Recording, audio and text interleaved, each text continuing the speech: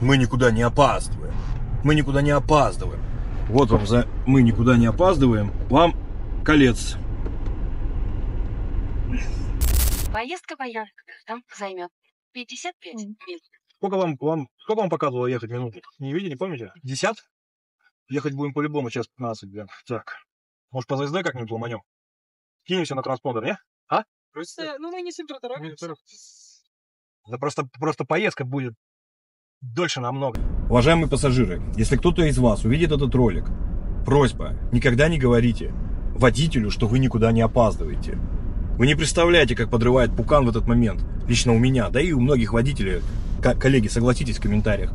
Когда поездка в час пик из 50 минут, заявленных к оплате, превращается в час 15, то водитель едет бесплатно, и он опаздывает. Вы не опаздываете, вы кайфуете бесплатно, а водитель опаздывает.